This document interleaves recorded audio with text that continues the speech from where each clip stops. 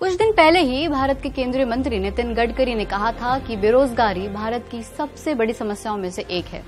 हाल ही में company CMI ने यह दावा किया कि भारत का बेरोजगारी दर फरवरी 2019 में 7.2% हो गया है, जो कि पिछले लगभग 2.5 साल में सबसे ज्यादा है। CMIE यानी centre for monitoring Indian economy 1976 से ही थिंक टैंक के तौर पर काम कर रही है, साथ ही अर्थव्यवस्था और बिजनेस से जुड़े आंकड़े पेश करती है। CMIE के मुताबिक सबसे ज्यादा चिंता वाली बात यह है कि एम्प्लॉयमेंट रेट भी घटा है, यानी जो लोग ऑलरेडी एम्प्लॉयड थे वो भी अब घटे हैं।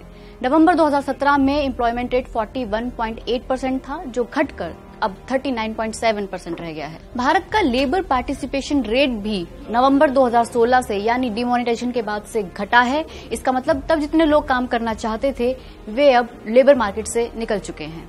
जनवरी से अक्टूबर 2016 तक औसतन 47% लोग काम करना चाहते थे, लेकिन फरवरी 2019 में एक घटकर 42.7% रह गया है। विश्व का एवरेज लेबर पार्टिसिपेशन रेट 66% है। CMIE की एक और रिपोर्ट पहले आई थी, जिसमें दावा किया गया था कि साल 2018 में 1.10 करोड़ भारतीयों को अपनी नौकरी से हाथ धोना पड़ा। फरवरी में नेशनल सैंपल सर्वे ऑफिस की एक रिपोर्ट लीक होकर बिजनेस स्टैंडर्ड अखबार में छपी थी, जिसमें सामने आया था कि साल 2017-18 में भारत की बेरोजगारी दर पिछले 45 सालों में सबसे ज्यादा थी।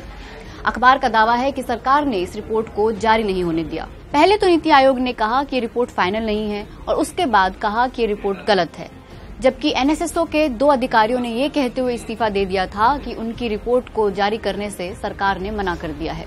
इसके बाद सरकार ने EPFO यानी एम्प्लॉय प्रोविडेंट फंड के आंकड़ों को सामने रखा।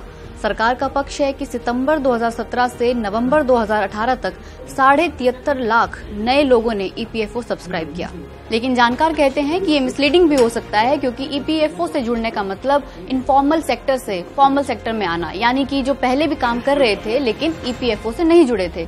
साथ ही कई लोग जब नौकरी बदलते हैं तो नया अकाउंट EPFO का स्टार्ट करते हैं। केंद्र सरकार की एक योजना है मुद्रा, जिसमें कई लोगों को लोन दिया गया है। सरकार ने लेबर एंड एम्प्लॉयमेंट मिनिस्ट्री से कहा है कि वो आंकड़े पेश करे कि मुद्रा के तहत कितनी जॉब्स क्रिएट हुई। हालांकि ये रिपोर्ट अभी तक पेश नहीं की गई है। दुनिया भी भारत की बेरोजगारी पर बात कर रही है। इंटरनेशनल मॉनेटरी फंड के अर्थशास्त्री जॉन ब्लूडॉन का कहना है कि अगर विकासशील देशों में देखा जाए तो भारत का युवा सबसे ज्यादा इनएक्टिव है और 30% युवा काम नहीं कर रहे। एक और रिपोर्ट 2018 में अजीम प्रेमजी यूनिवर्सिटी ने पेश की थी, जिसमें कहा गया था कि भारत अपनी GDP ग्रोथ को एम्प्लॉयमेंट में नहीं बदल पा रहा। सबसे बड़ी समस्या तो ये है कि 82% पुरुष और 92% महिलाएं 10,000 रुपए महीना भी नहीं कमा पाते। कन्फेडरेशन ऑफ इंडियन इंडस्ट्री यानी CII का कहना है कि अगले 10 साल में 30 करोड़ युवा जॉब मार्केट में आएंगे। तो क्या भारत सरकार इसके लिए तैयारी कर रही है? पुस्तक अंधश्रद्धा भक्ति खतराए जान को पढ़े। हमारे इस वेबसाइट पर जाकर इस पुस्तक को निःशुल्क पाए, या फिर आपका पूरा नाम, पता और फोन नंबर इन नंबरों पर SMS करें। अवश्य देखिए जगतगुरु तत्वदर्शी संत रामपाल जी महाराज के मंगलमय प्रवचन हर रोज इन चैनलों पर।